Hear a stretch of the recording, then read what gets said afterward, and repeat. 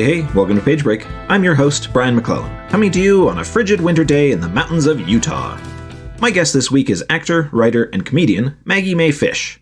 Maggie is a wildly prolific writer, having worked on projects for Crack.com, College Humor, Screen Junkies, DreamWorks TV, Amazon, and more. She also has a popular YouTube channel, Maggie Does Film Analysis. She's won awards and shoutouts for her work from Sundance Labs, Coverfly, the LA Independent Film Festival, Polygon, and Forbes. Maggie and I talk about the acting ecosystem, generational expectations, film and culture from a woman's perspective, and the unconscious baggage readers and viewers bring to their entertainment experiences. Enjoy my conversation with Maggie Mae Fish.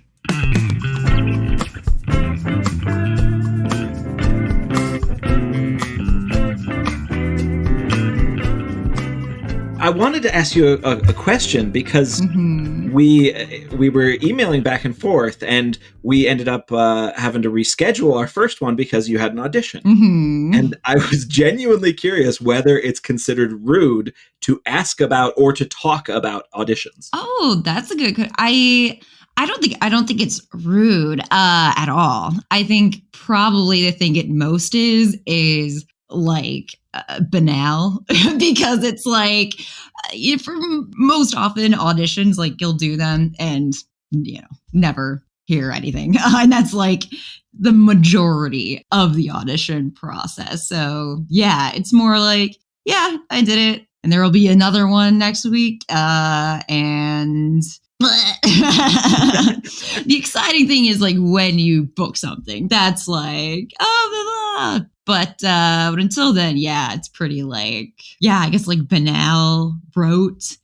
Fun for me because it's still my job, and especially from an actor's point of view, like just getting the audition, getting into the room is kind of like that's, you're doing your job. If someone calls you in, you do enough work or the auditions you've given in the past were good enough that, they want to see you again. Yeah, unfortunately, it's kind of just like a numbers game. And even like audition or casting directors have less and less sway over who gets casted, than they used to. A lot of times now it's kind of just the producers picking. So, sometimes they'll really love someone and then, they'll try to sell people, that they like. But yeah, at the end of the day, they kind of don't have the final say, which is very interesting. And, you from the outside, you'd think like, oh, they're the casting director, so they pick the cast. And like, it kind of used to be that way a lot more. But yeah, so. Well, because in my head, I was kind of likening it to submitting a book, for an author, submitting to an editor. But I gotta imagine that maybe that's a fairly decent, analogy, just because because you have several layers, if the editor loves it, there's a good chance their boss could shoot it down. You've got to put out a bunch and a bunch and a bunch, and if you're doing short stories, then maybe it's just a little thing. But if you're doing like whole novels, that could be, if they accept it, then suddenly, oh, that's the next couple of years of your life, your career. Yeah, it's like, oh geez. But yeah, I would even say it might be akin to submitting like queries, because auditions, they are just like a really small part of the whole. So like it is a lot of, you do have to know what you're I guess selling or what you're playing, but yeah, you don't have to write the whole thing until you get to the final. And yeah. Do you now? I almost kind of was a little overwhelmed by how prolific you are across like a bunch of different things. And it's interesting because I come at it, and I'm certainly not maybe typical of normal writers, in that I come at kind of the creative thing of, yeah, I spent the first 8 years of my life working on the same exact thing, first 8 years of my career. And I'm only just in the last year or so kind of switching gears and doing another project. But I think a lot of writers and I think a lot of especially people that work kind of in front of the camera, that's not typical at all. It seems to be much more, you do a lot of different things, and you could be doing one thing one week and something else the next. Is that... like that sounds so stressful to me. That's so funny because actually I have a friend who is a novelist who I just saw in Chicago. And she has been working on this fantasy book, and it's wonderful and beautiful. And you can tell that she's been thinking about this book her whole life because like it is that like deep and rich. And yeah, I mean, and yeah, the exact opposite. Every week I do feel like it's something new. But yeah, I would say that's like, I think a very personal preference. For the one thing, I do have ADHD. So I think having multiple projects that I can, switch up or, new things are always exciting to me. So yeah, like one week I just did voiceover work for a friend who, like that was fun. That was like one day. And the next day we're shooting a YouTube video. So yeah, it is kind of all over the place. But I guess for me, at least, it feels kind of similar. Like I feel like I'm using the same skill set in every iteration that I'm working on. But yeah, I think, and I've always kind of been that way as far as projects go. Yeah. Yeah. Even like, in college when I would do a lot more, live theater, you work on a play for 3 months and then you're done. And then the next project is whatever it's going to be, even like short films and stuff. And especially as an actor, you come in at the end. So it's even shorter. You don't have to do any of the pre-production, any of the writing. It is, you get a lot of the glory for having done a very like small portion of the work, which is very funny, but yeah. Do you like being in front of the camera or behind it more? And when I say behind it, I mean, kind of the spread of behind, producing, directing, or writing, because there's a lot of different places behind the camera. If for you, is there a preference? Like, because your resume is very extensive in all of those things. But I got to imagine that you kind of see yourself primarily as one thing versus, oh, these are all things that I can do, but this is what I consider myself. Yeah, definitely. First and foremost, I consider myself an actor. Yeah, it's always been my favorite part of the process. And really, a lot of the other things can feel like work, like writing very much feels like work, even though I love it, it is work. And I feel that way about directing, or, luckily I don't have to do a lot of my own producing because I'm not a great producer and I should never be a producer unless it's in a creative sense. But yeah, when I'm acting, that feels the most like I'm not doing any work. I'm, in the moment, I'm being this person that I'm inhabiting. And yeah, it's kind of a way for me to let go of all the other things that I might have to think about if I'm on the other side of the camera. So yeah, it definitely feels the closest to play, I guess, where, the other aspects, and I love them, but yeah, do feel like work. Yeah, and like I said, they all somewhat come from the same source of creativity for me, or at least, they feel very similar. Otherwise, I probably wouldn't do it. And if like writing didn't make me a better actor, probably wouldn't do it, but it does, and if knowing how things get produced, if that didn't make me a better actor, I probably wouldn't be interested in it, but it does. So it's funny because it seems like, and this is from a total layman's perspective, but it seems like before the advent of YouTube, if an actor wanted to be a writer, producer, etc., then that was kind of like a personal preference. That was like this person wants to spread out their kind of creative, field. But now it almost seems like it's just necessary that, especially younger people kind of coming up into, especially like the YouTube and the Twitch sort of ecosystem, I suppose.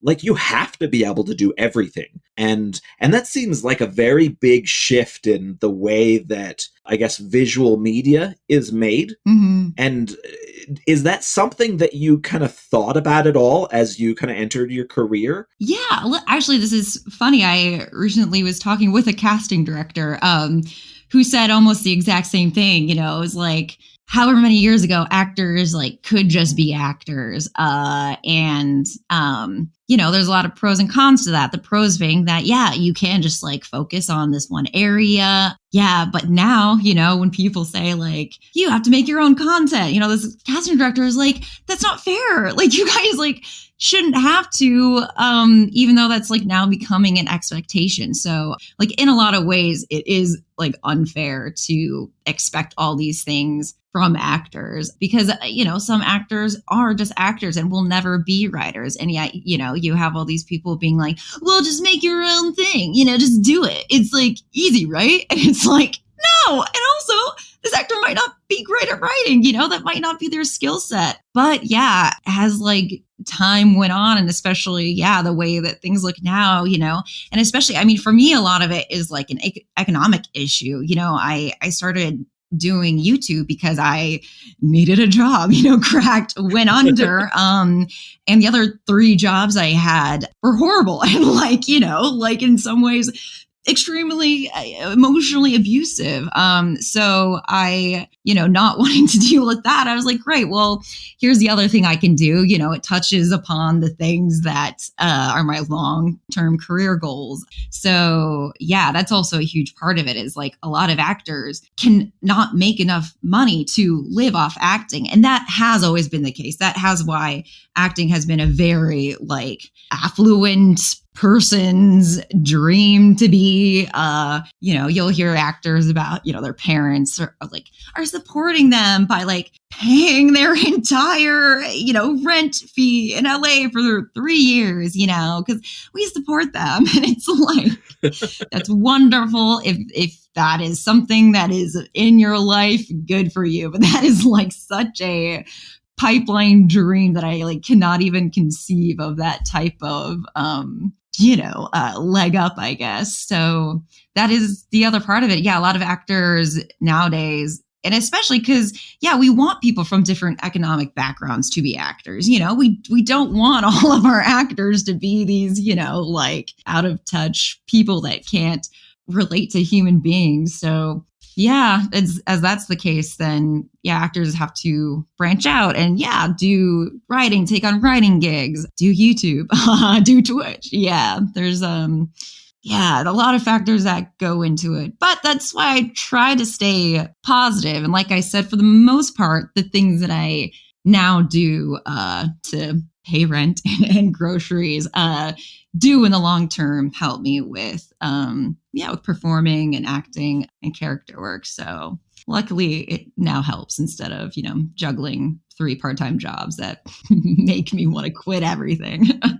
Well, and that's kind of like, that's like a Hollywood meme. Like before memes were a thing, was the small town, girl or guy who, went to LA to get big, and in publishing, there's almost kind of the opposite direction of, oh, you go to New York to try to get in with the publishers and you try to, to write the great American novel. And it's kind of funny how that has almost, I don't know, with social media and YouTube and things like that, it feels like it's almost democratized itself. Maybe not entirely. I mean, it's still, you still have the kid whose parents are millionaires and can buy them all the best cameras and all that stuff. But it is kind of interesting how that has kind of played out for, I suppose, our generation. I think that you're just a little bit younger than me. Are you still a millennial, considered to be a millennial? Yeah. Okay. Because I'm like smack in the middle of millennial. And so I never know, like, people on the edges. I'm never sure who considers themselves to be what. Like one of my older brothers was born in 1980. And I don't think he considers himself a millennial. And I have plenty of friends that do. Yes. Yeah. It is kind of weird. And I think that the generations, I don't know, I think that we kind of have similar kind of shared experiences. And so, because you're from Michigan. And I grew up in Ohio, in Cleveland. Oh, yeah. So, like that Midwest area, you kind of get that kind of vibe. I was thinking about this morning how, because I was reading your bio where you said you grew up in a small Michigan town with a healthy dose of Irish Catholic guilt. Yes.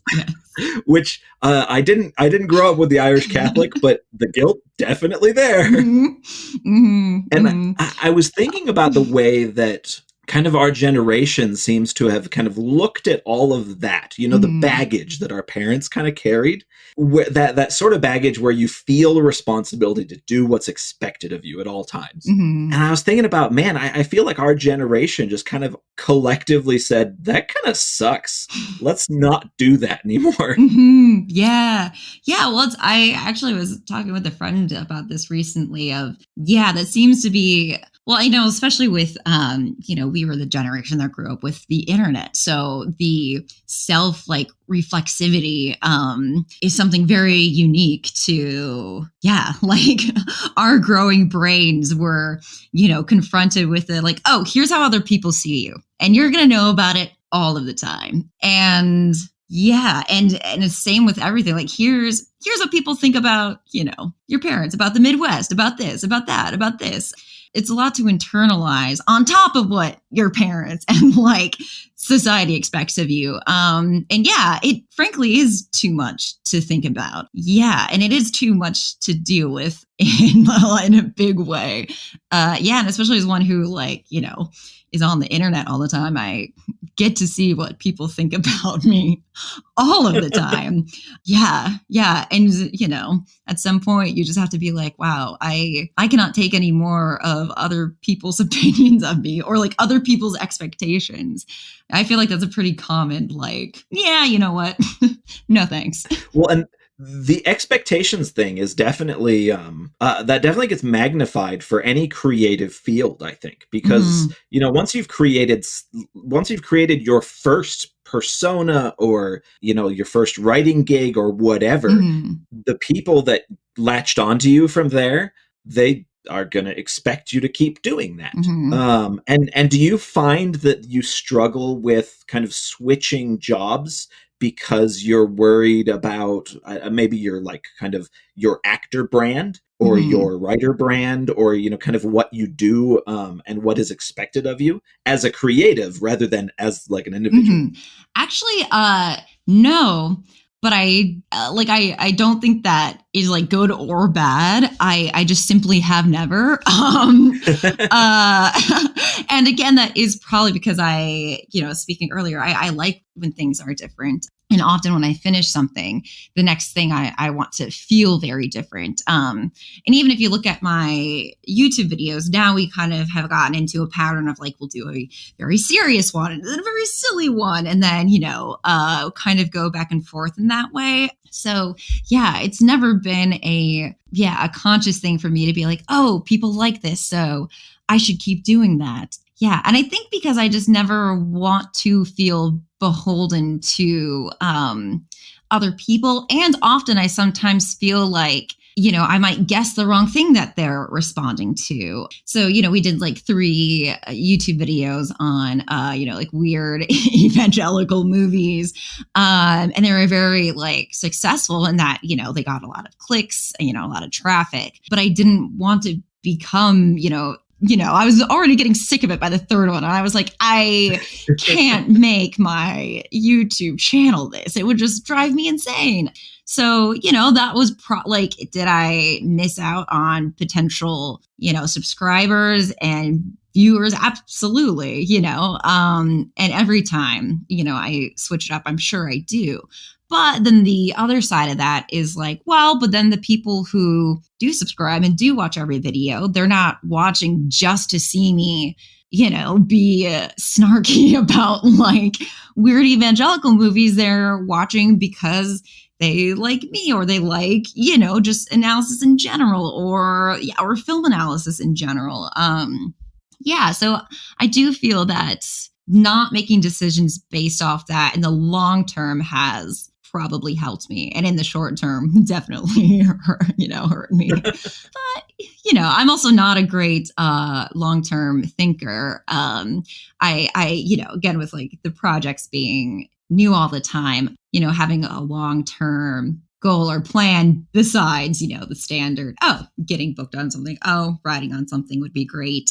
yeah, like I'm not a great planner for that. So again, just like falling back on, me being at the center of the YouTube channel, I felt has always been safe because it's like, well, I will always be me. So, as long as it's my sense of humor, as long as it's subjects I'm interested in and movies I'm interested in, that's always felt like the safest bet rather than, being like, all right, I'm a Christian movie YouTuber now. Like that to me seems like a risk, even though to someone else that might be like, oh, this makes the most sense. This is what people are responding to. So I'll go with that.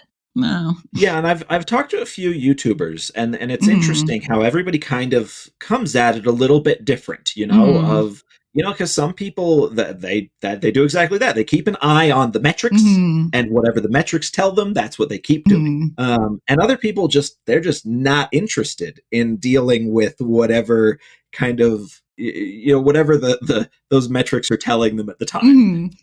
They want to be able to keep enjoying what they're doing. Right. Yeah. And I also that's, another thing that I have to my advantage is that I, at the end of the day, I'm not specifically trying to be like a YouTuber, or like, the YouTuber of blank. Like I'm very, grateful for the success I've had and I love doing it.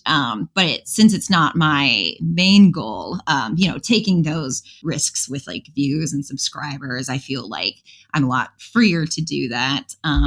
Because like you mentioned, I do jump around a lot. So like at the end of the day, I'm not hanging my whole life on the success of this channel, which a lot of people are. So for them, it would make a lot more sense to, keep track of metrics and to, be focused on like growing, and things like that. Well, and do you think that there's a certain point at which maybe your creative integrity is for sale? And that sounds worse than it did in my head. But like, like if you woke up tomorrow and a new video suddenly had 20 million views, does that change your opinion on what you work on in the future? I would still say no. Yeah. And again, maybe like, I'm sure that's not like the smartest way to think about it or go about it. I'd be like, oh, great. Yeah, I did do a good job on that video. And then, continue to work on whatever I was working on. So yeah, it is weird. I know it's weird. No, I'm curious because I think everybody kind of has a different view on that. I tend to be quite mercenary and I talk about myself as quite mercenary. But at the end of the day, I always have to be enjoying what I'm working. And like, so there's certainly a sale price. If I can buy a new helicopter, then I'll spend a year working on that book I don't want to do. Right. But I'll eventually get back to what I do want to do. And I think every creative kind of does that. And I got to imagine that when you're looking at roles, like as an actor, is it as kind of clear cut as, oh, I've got a new job? Or does a lot depend on it? Like who the director is and who the writer is and what the character is like? Like, is that all kind of in your head going on? Or is it very straightforward of, I'm going to do my job? Right. That's a great question. I think at this point, and this is again maybe this is very specific and lucky to me, I feel that, especially for our auditions, I feel like the casting directors who call me in, kind of know what I'm about, if this makes sense. So, and that's actually, to me, that's a huge positive because I'll get called in for, like large, diverse casts, and I am very humbled that, oh, that's amazing that they see me as someone that, could be a part of this, something that's really meaningful. I do get called in for a lot of meaningful work, a lot of great directors who I really respect. And so, I do think, again, me being myself to maybe a fault, has actually, oh, we know Maggie, she, will do these type of weird characters. And she loves getting called in for, like feminist stories. Actually, I do audition a lot for like anti-feminist in feminist stories, which I think is hilarious. And they probably love calling me in for that because they know that I am a feminist. So like if anyone were to look me up, it'd be like a double joke of like, oh, and they got her to be this person who's like being awful. So yeah, in like a lot of weird ways, that work is kind of already done for me I won't say for like, every single audition I get. But for, a big majority of their calling me in, because of those reasons. But yeah, I mean, sometimes I'll just get an audition. And it's like, well, I'll absolutely, I will do it. It's part of the reason why I love acting is, again, I can turn off my part of my brain that's, very like analytical or very, writing centric or directing centric. And I'm just like, well, here I am auditioning for this show starring a weird anti-vaxxer, but it's on CBS and most likely I won't get it. But if I do a good job, maybe they'll call me in for, something else in the future that isn't that way.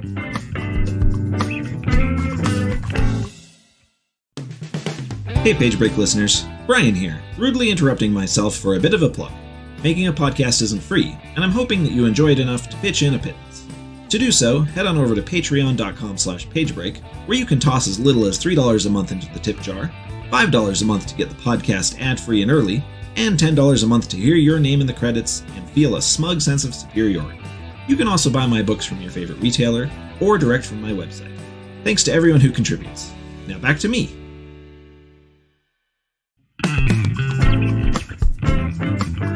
You mentioned kind of the way that you try to vary it up a little bit with doing serious videos versus silly videos. Mm-hmm. But there's a theme that in your videos and in a lot of stuff that kind of, I think a lot of us kind of grew into adulthood. Like I talked with Robert Brockway about how I kind of grew into adulthood reading Correct.com. Mm-hmm. And I think a lot of us kind of grew into adulthood with this sort of comedy and drama. Maybe drama's not the right word, but like kind of the Jon Stewart kind of thing of this. We're going to look at very serious things through a funny lens. I was kind of wondering where that came from. And I was wondering if you knew, because I like just off the top of my head, it was like kind of almost, okay, was it because we all grew up kind of getting punched in the face by Arrested Development, West Wing, and Jon Stewart all at the same time? Where does that come from? That's really funny because those are three shows I never watched growing up.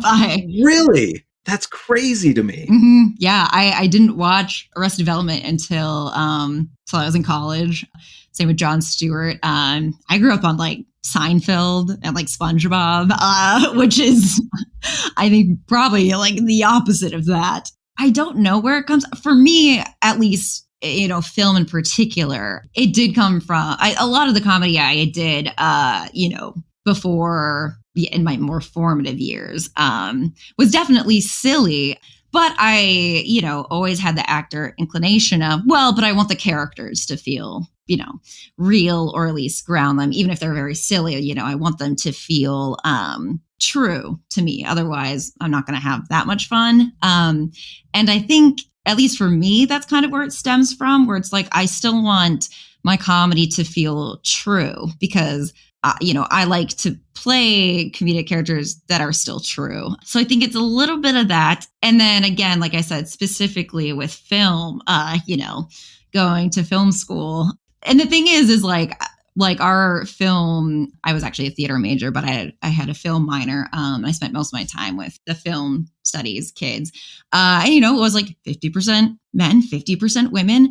I would work with women all the time in a film capacity, but all of the movies that we had to watch for class were made by men, directed by men, written by men. Every single day we'd have to learn, just hit the head over and over again of how male dominant this field is. And then in reality, it being so different because of how many women we worked with together, like on film sets, and just reality not feeling like it's reflected in any sort of academic sense. So, part of the thing of like making funny videos, but that feel true is like, I like making funny videos about film that feel true from like a woman's like outside perspective, because we've been pushed out of the, that particular part of the industry for so long. And it's like when I speak from a feminist perspective, like I'm speaking from my own perspective, but also from so many like women directors and creatives perspectives. That it's like, a lot of times when I make a video, I'm surprised that people haven't said it already, because I feel like I've already heard it so many times, but that is just because, I happen to know a lot of women creatives, women directors, women producers who, we say these things to each other all the time. And like, it's not new to us because that's what we talk about after class, after we watch, our 15th like Clint Eastwood movie. But, to other people, it is new because, if you're not confronted with these ideas in the classroom, then, where will you be? So that perspective thing is a really interesting thread to pull on, because I think from kind of my, I don't know, maybe a generous opinion is that it feels like there's so many people who don't necessarily hate a thing. Like, for instance, watching movies from female directors. It's just that they don't have any exposure. Yes. And you get that a lot where there's this weird cycle of, especially on social media, you get this cycle of, okay, whose fault is it that something's not being made? And oftentimes it's pretty easy to trace it back to, like Hollywood being a boys' club. It's very obviously a boys' club. But then you kind of go, oh, well then, but the people watching aren't, they're not seeking out the right sort of media. And you say, okay, but they're not being given the media. They've got a day job. They've got stuff to do. Yes. They're not thinking about who's making it. They're just going to see what looks fun. And I feel like that happens a lot in the writing world, because I grew up reading epic fantasy by predominantly old white bearded dudes, which I am, I'm 35 and I'm already an old white bearded dude. But it's that kind of thing where I sometimes, I'll be on a panel and somebody will say, well, who are your female influences? And I'll kind of have to say, as a teenager, I didn't really have any. No librarians gave me anything. I didn't think about it at all. I grew up with 4 brothers, no exposure whatsoever. And I like that, especially with like the YouTube kind of ecosystem. It seems like there's kind of the ecosystem you operate in. I like that there's this ability to kind of churn that all together and try to get people to think a little bit more about the content that they're kind of consuming. And like one of our unsaid isms of our like channel behind the scenes is that people know a lot more about film than they think they do. They know a lot more about film analysis than they think they do.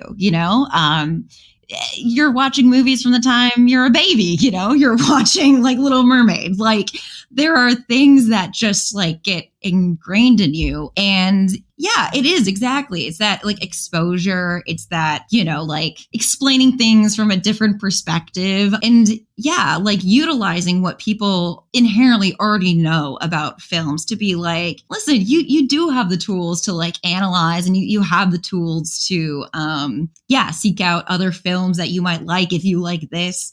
And and the other thing is like, taking a look at these, standard canon of like men directors.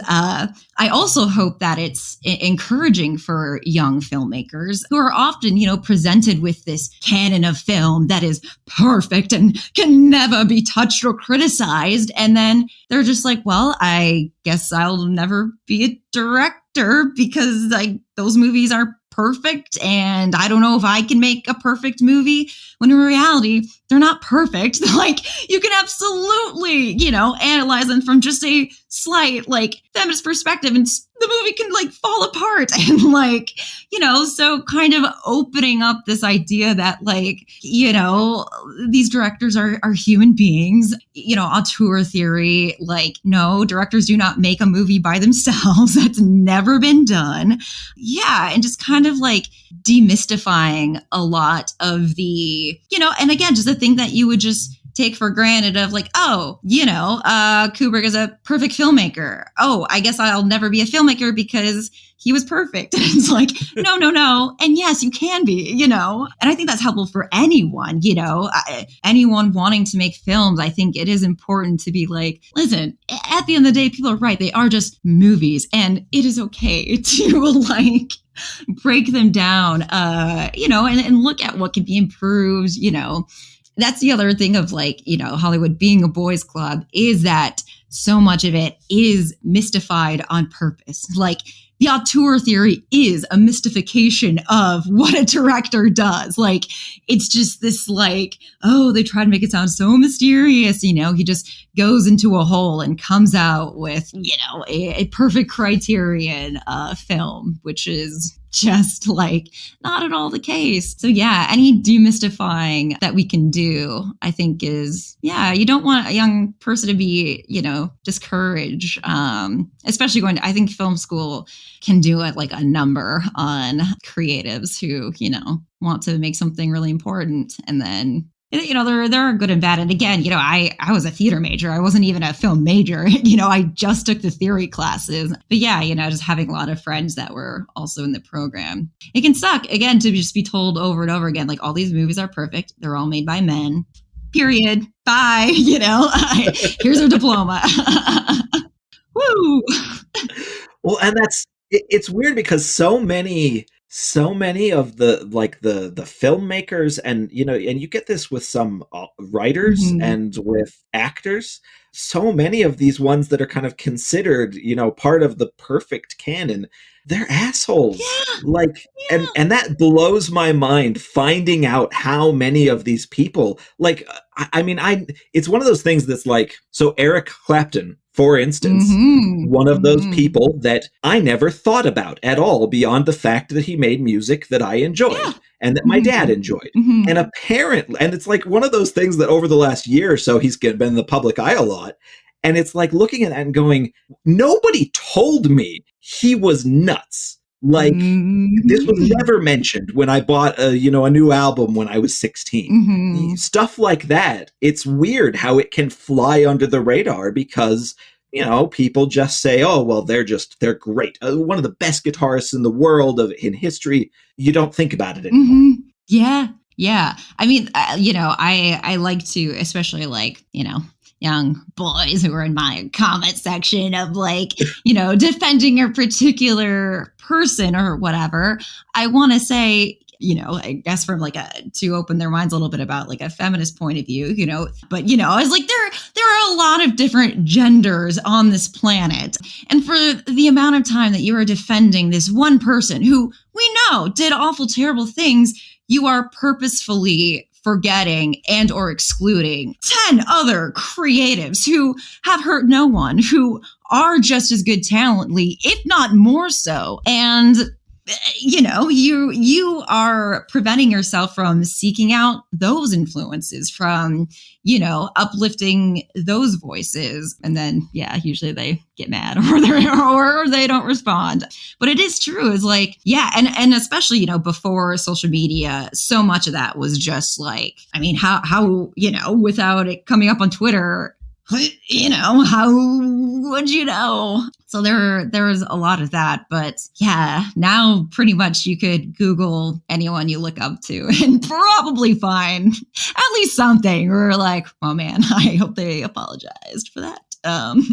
Right. And it's weird. And it's a weird thing to try to, especially for people kind of like of our age who, lots of, especially like the older filmmakers, older musicians, the people that kind of had their career before we were even born. It's a weird thing because kind of culture filters down only what's remembered. And most of the time, what's remembered is the really amazing thing they did and not much more than that. And it can be conflicting.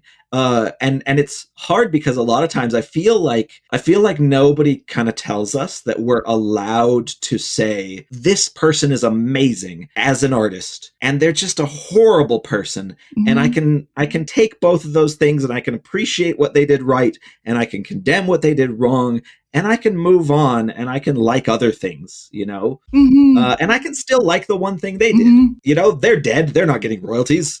Like, yeah, a lot of people are not, you know, especially when people like log on to defend Kubrick, who I love his movies, by the way. And I say that like 500 times in my Kubrick video. And yet absolutely criticize him for like, why not? Yeah, he's dead. Like, who are you going to bat at here for? Yeah, and it is, you know, why like cis male directors, other, you know, cis males will hold on to that one great thing they did and forget everything else. But anyone who is not a cis director, they will do the opposite. They will never forgive, you know, this one woman who did one terrible movie and throw out their entire filmography because, I mean, we don't know why, but, you know, but they don't even they are not even conscious that they are bringing all of their biases and their own like attachment to, you know, whatever it may be, whiteness to, you know, power to their own hopes and dreams. Yeah, they don't even realize they're doing it. Yeah, and that unconscious baggage is kind of an amazing thing, like in not necessarily a good way. It is amazing. Yeah. Not even like within like the film world, but even just in like the larger, you know, like leftist, like online spaces. Yeah, it's still just like, huh, you know, like you walk into the one wrong room and it's, well, because there's all these things that most people I don't think kind of even know how to verbalize. Yes. You know, like to, for example, you know, somebody might say, oh, if, you know, their brain, they don't say this consciously, but their brain will go, if I condemn X politician, that means I'm condemning my father, who is a beautiful man and I respect and love, but is really into this politician, you know, but they don't make the conscious kind of connection. Yeah, that's another reason why I like to talk about like feelings a lot, like in regards to film, because like, again, especially men. And again, it's for no other reason that we, you know, tell men to like, you're not feeling, stop it like that. Stop it. But like that is a feeling that they're feeling. Like they feel for their dad. So they're just going to say the thing to defend him. And then they'll cloak it in like facts and logic and this and that. When it's like, no, it was literally just a feeling. Like you just had a feeling that you like your dad. And like, that's like what it comes down to.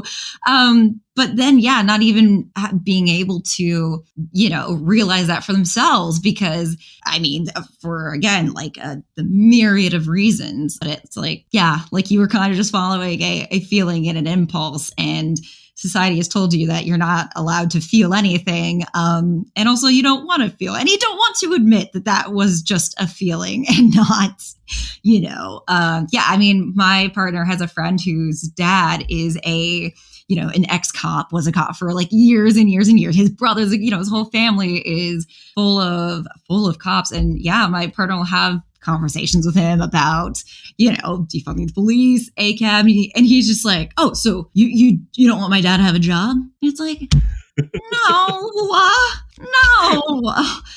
I want everyone to have a job, actually, but like, no, I don't specifically want your dad not to have a job. But yeah, he has a feeling. Yeah, he loves his dad. And like, I feel like there's like this place where like nuance didn't exist before we really started talking about things as a nation. And I kind of loathe social media for lots of reasons. Yeah. But I think that's one of the really good things that we get out of this, is this idea that we can see the nuance of a million different opinions all at once.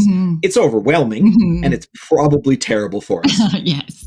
But the fact that it even exists is kind of amazing because it lets people who felt different when they were growing up in any number of hundreds of different ways, from, sexuality to, what they liked, just for pop culture, it allows us to kind of find groups and find other people that agree and then, scream at each other. It is kind of, I think about this kind of stuff a lot, this kind of nuance. And I know you've talked about this kind of idea that toxic masculinity, when people talk about toxic masculinity, it's not just talking about the way that women are treated. It's talking about the way that men treat each other and the way that men aren't allowed to talk about feelings. And they, they have to watch the football game and, eat wings and, go to work on Monday morning. And that's what they're allowed to do. And I don't know, I think about that a lot as somebody who kind of grew up in that environment in a way that wasn't purposeful in any way. Right. Yeah. Because it wouldn't be, from anyone, Sometimes I talk about this. It feels weird I don't know. There's no reason I don't talk about it. But yeah, like I grew up very close with my dad. Like my dad's very, very sensitive, like a very sensitive, like kind person. My mom is, a lot more like funny and flippant. And yeah, my brother is a very sensitive person in like a great, wonderful way. In college, I still do, like my best friends are a group of men, with us having like really close relationships that are very like emotional and deep and wonderful. It just is so sad to see anyone, but especially because I, have this privilege of having all these like wonderful men in my life, that anyone would feel like they couldn't have that, or they couldn't be best friends with a woman, or, that they couldn't call each other up and like tell each other that they're having a really hard time. Like, what a lonely, sad thing to think that just because you were born a certain way or whatever, that is unavailable to you. I have a lot of experience on the flip side of, what women are supposed to do. I think I was always very like a contrarian person. So like very early on, I was like, well, I'm not gonna do that, Mom. But, and also having close friends that are men, it also, emboldened me to be like, I really, don't want my other women to tell me how to express my femininity. I don't want men to tell me how to express my femininity. It's really only a positive, of being able to be close with all different types of people. Yeah. And it sucks that we tell, different types of people to be a certain way, because it just cuts them off from potential to have me as their best friend.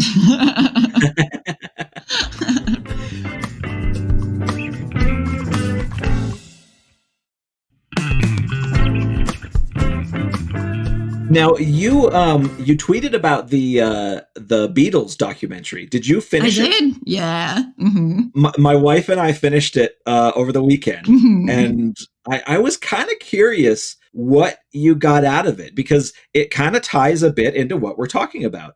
And I was absolutely fascinated to see 8 freaking hours of some of the most famous people in history in a private, they're being a bit performative, but in as private of a position as they could possibly be in. And the pressures on them from each other and from the various people, whispering in their ear, trying to get them to do this or that. It was fascinating. I was kind of curious what you thought about it. Yeah, it was fascinating. Actually, this past year, this is for like a future video, but I'm working on a video about the creative process, and about, creators creating, and like, I find that type of media just, like endlessly fascinating for a lot of reasons. One, the demystifying, it's like JoJo Jackson. No, like was never going to work. Very funny to watch them try. So things like that, where it's like, you might think, oh, this is the perfect song. It sprang out of nowhere, yada, yada, yada. And it's like, no, like here's the hours and hours of them trying like so many different ways to do the song. So like in one way, demystifying, the pressure that you talk about, very specific to the Beatles, but also applicable to a lot of other creators. We put pressure on ourselves, no matter what level of creator we are, or even like our creative ambitions, there's always some type of pressure, either from ourselves or from the bank or, from the future or from your family, like we spoke about earlier. So it was very interesting. My like creative note on it is, I don't know why the whole thing didn't have the split screen of the last like 15 minutes during the performance. I was like, where was this the whole 8 hours that we were watching footage? You could have done a couple things at the same time and we would not have missed out on that much. So, yeah. To see the various people reacting to what everybody else is saying and doing. So yeah, there's that. But I do think the biggest thing is that demystification. Because again, that rote, ism of like, oh, Yoko Ono broke up the Beatles. And it's like, well, Paul McCartney's over there talking about royalties while George Harrison's about to quit in 5 minutes. So I don't think that was the straw that broke the camel's back. And I do think that is important for people to see because, again, like you can look up any person you look up to and see a shit ton of things that, you could rightfully criticize them for. So that demystification that these people are people first and foremost. And also a lot of times that like the pressure, especially in this case being the Beatles, like that turns them into terrible people. They take that pressure and put it on other people. They put it on themselves. It's hard. And around the Beatles are a lot of other people that, got hurt because they were the Beatles. Yeah. It was wild because I remember watching it and there was one moment kind of probably in the first act when Paul was just trying to get something written, and there was part of me that just related to it so hard. And my brain went, holy crap. I'm not a Beatle, but I write things for a living and I can like relate to a Beatle just trying to pound this dumb thing out and hit a deadline. And it felt really nice. It felt actually quite validating, like as a creative professional to be like, oh, even the people that become magnificently successful, they have to deal with the same crap. Absolutely. And also I think like this type of attitude that, again, I think we get more and more of, with social media, and we, get more and more human looks at our idols. I honestly think that will only lead to, like safer and safer, creative environments for people that when a director is accused of something, the first thing that people defend themselves with is that like air of like, they're this huge person. They have this big, system holding it up, which is all true. But the more and more we can be like, nah, these are just people, man. Like, Paul needs to like get something on paper, Ringo's falling asleep during the meeting. Like, I feel like the more we have that attitude to all our creators, the less we'll be able to, objectively support people that, have done, active harm to a lot of other people. Yeah, it is interesting. Yeah, I feel like that type of media is getting more and more popular of like, demystifying the creative process. And hopefully it's good. Yeah, I think so. I hope it's good. It's one of those wild things where because it is, I'm genuinely surprised how many people have finished the Beatles documentary because it is 8 hours. Yeah. And much of that is just watching them hit their heads against the wall or argue with each other or screw around. I cannot even imagine trying to work with John Lennon. Like, he was goofing off so much. And I mean, probably doing a lot of heroin in the background, which didn't help. But, you look at that and you're like, man, absolute genius. Also, heroin. You look at this kind of thing, and then you look at like the because I mean, I don't know about other people, but I spent half the documentary just on my phone reading like, articles and Wikipedia entries on all the different people that are involved in these things, because I find that really interesting. What did they end up doing? Where did they go from here? And I've considered myself a Beatles fan since I was a kid, and I didn't know half of the stuff about any of them. And it's, it kind of goes back to what, I mentioned earlier about Clapton, I always thought of, Ringo as this he was kind of the really reliable, cool one. Also, he slept with George's wife and beat his own wife. Holy crap. Dang. But it's funny how you kind of look at creative personas like that. And do you kind of consider yourself, when you're creating videos or kind of doing things that are ostensibly under your own name, so not acting as a character, do you feel like you put up a persona of yourself, or do you feel like it's very much yourself? That's a great question. And yeah, I don't put I try to keep it as, and it is, yeah, I really don't. And again, that's like a pure creative choice. I have very close friends who, do the exact same thing, where they absolutely have a persona. And a lot of times it is a lot safer to have a persona, and probably more consistent, because, you're always playing this slight version of yourself, which I guess I would say, if it's anything, it's a little more snarky, I guess, that I am, and, every second of my day, but, it is still from my point of view. But again, that I think just goes down to, again, this idea of one, I get tired very easy. I get overwhelmed very easy. Doing all these projects, is the one thing that I don't get because of that is, a lot of downtime or myself time. So, being myself, that for me is technically easier, because I don't have to think about it. I'm just saying the thing I think. And I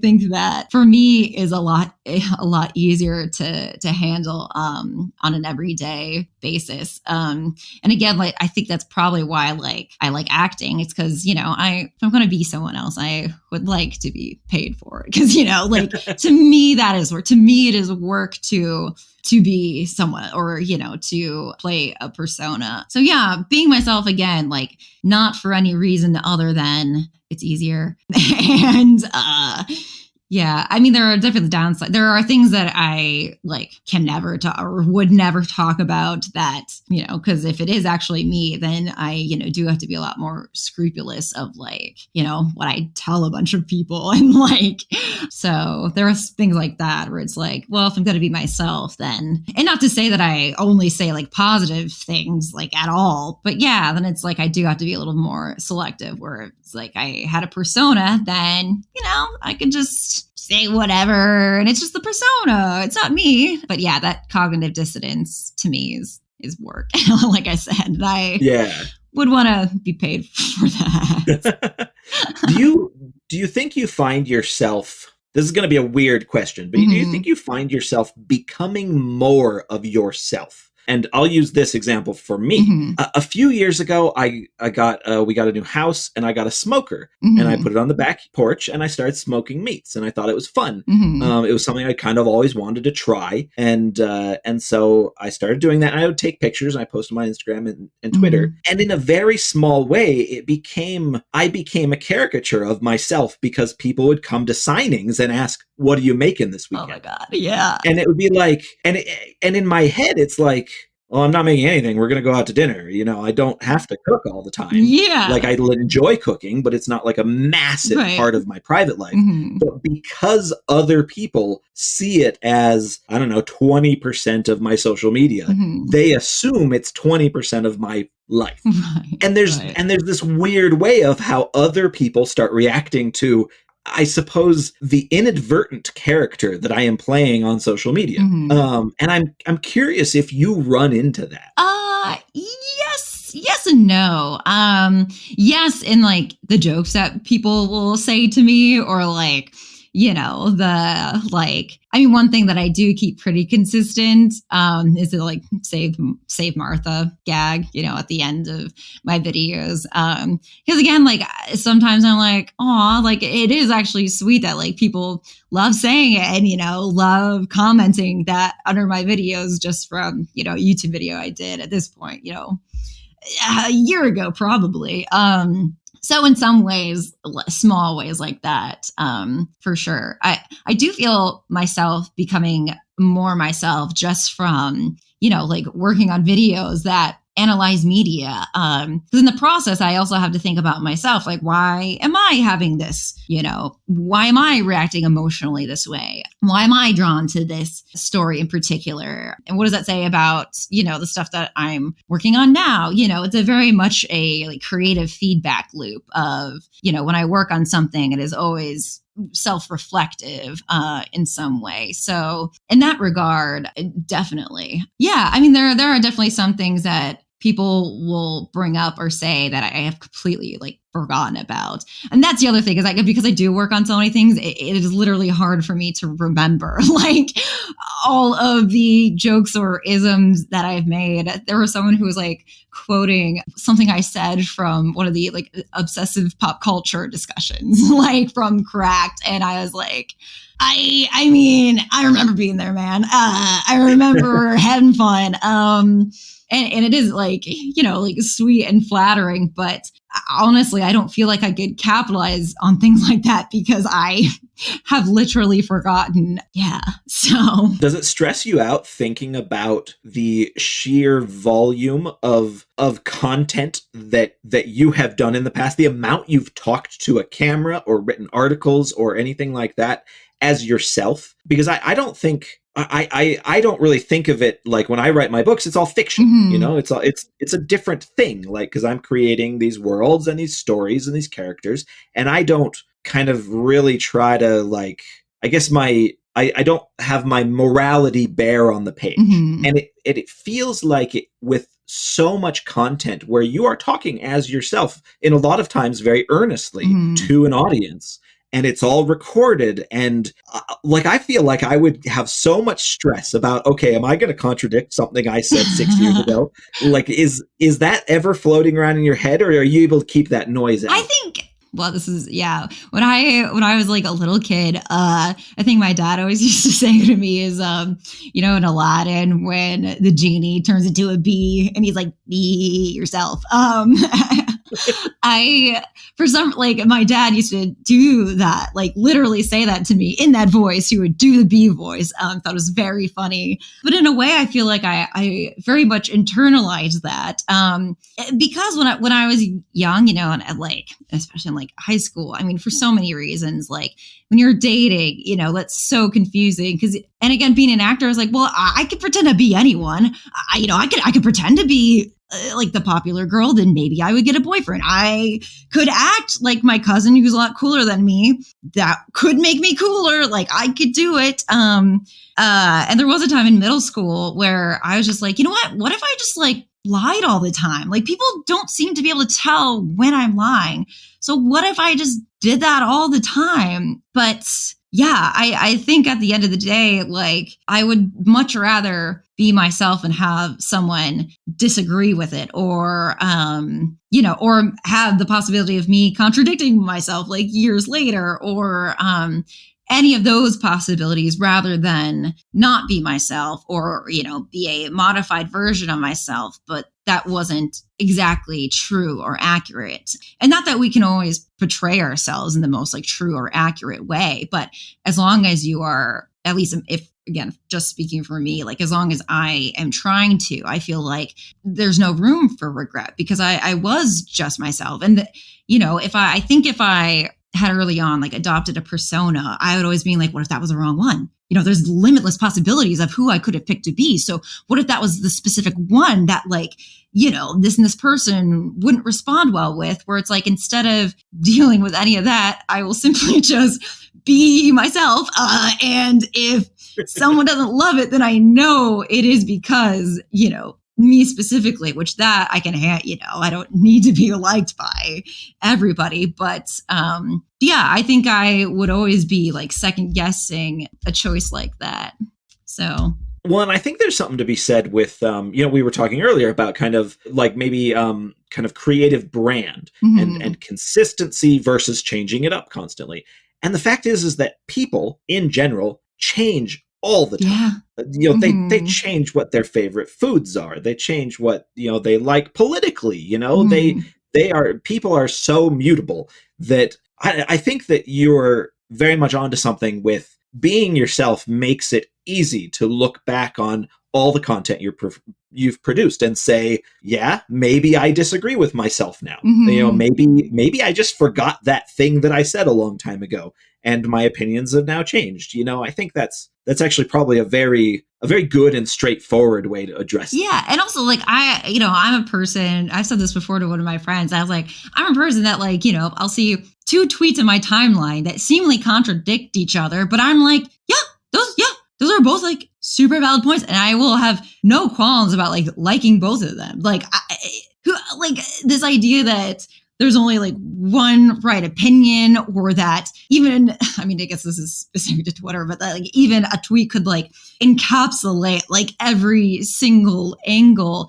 I think that's just like ridiculous. And I think it's, and I think it's unproductive to not be able to see 2 things at once or to take into considerations at once. Which again, like with my Kubrick video, like I can like Kubrick and also think he was a terrible person. And to me, those are not like contradictory. Or, like I said that to my friend Adam, and Adam was like, see, if there was 2 tweets and I liked the first one and the second one, I would feel terrible about liking that first tweet. And I was like, that sounds terrible to me. Like, that sounds terrible that you would feel terrible that you don't feel like you can, think that both are true or that both should be said or that people can't, consider both at once. So I feel that way about myself as well, because like you said, people change, all the people are contradictory. So to me, 2 seemingly contradictory things are not necessarily contradictory at all. They are both just information that you can, use to either form your own idea or just like flesh out something that's being talked about that you don't even need to have an opinion on.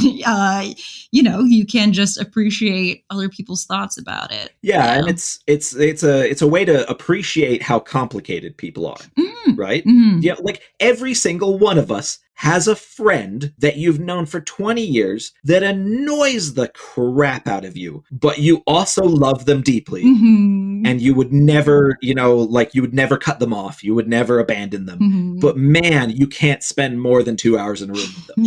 Everybody has one of those people in their life, whether it's a friend or a sibling or whatever.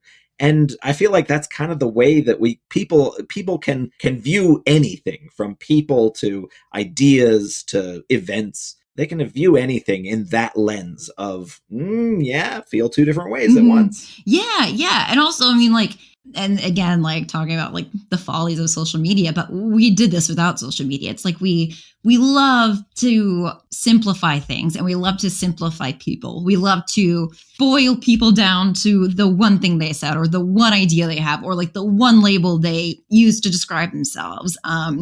And it can be done extremely maliciously.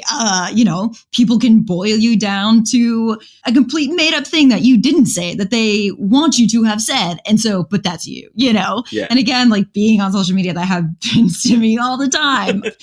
People want other people to be very simple and have very simple answers. And so much of the time, people, there's studies about this, people are terrible at guessing about other people's like feelings and motivations. But the truth is that we are all very complicated. And I think it's a lot healthier to bring that into the conversation of like, well, actually, people are a lot more complex and weird. And every single person that you interact with online is very complex and weird. And again, that doesn't mean that you can't call out like people that are simply being bad because they're simply being bad on purpose. You know, they're almost like reducing themselves on purpose to hurt people or yada yada. Yeah, that's the whole troll thing, right? Yeah, like, yeah. Kind of part of what we grew up with is the kind of the proliferation of the internet and chat rooms and then social media. And so, you know, the idea of trolls is very much, I don't know if I can have a good conversation about that with somebody that's much older than me, because you don't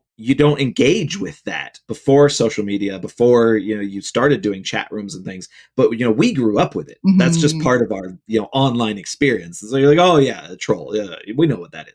But you look at like an older person getting on Twitter, for instance, and they'll take everybody at face value. Yeah. Yeah. They're like, well, why wouldn't he be saying the thing he actually thinks? It's heartbreaking.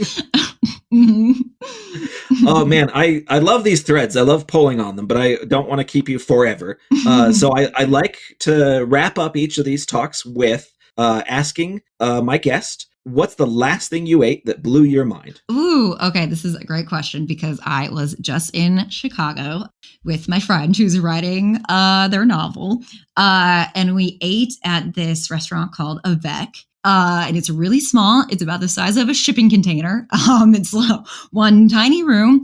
And there was this like cod soup, I want to say. It definitely was not called soup. It was, you know, like it had a fancy name, but it was basically just a bubbling, fishy, soupy essence that you dip bread in. And it was mind blowing.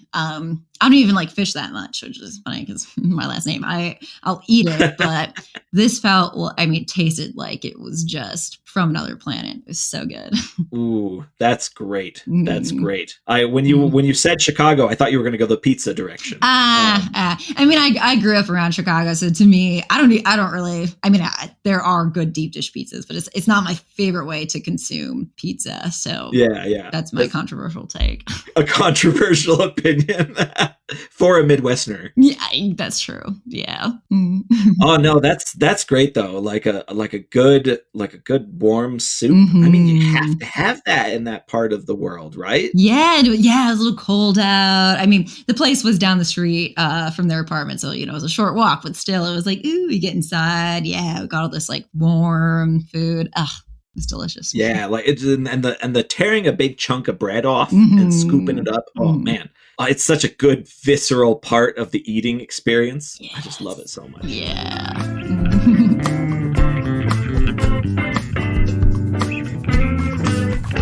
That was actor, writer, and comedian Maggie Mae Fish. Thanks again to Maggie for coming to chat. You can find links to her social media, website, and YouTube channel down in the show notes. You can find me, as always, at brianmcclellan.com. Special thanks to James Sutter for music and Tom Bishop for production. If you'd like to support the podcast, head on over to patreon.com/pagebreak or buy my books in ebook, paperback, or audio. You can also get signed copies of my books direct from my website or swag from my Redbubble store. Don't forget to like, subscribe, and leave a review. Huge thanks to Kyle Anderson, Patrick Hunt, Elijah, Glenn with an extra N, and Jennifer and Angela Johnson for their backing on Patreon.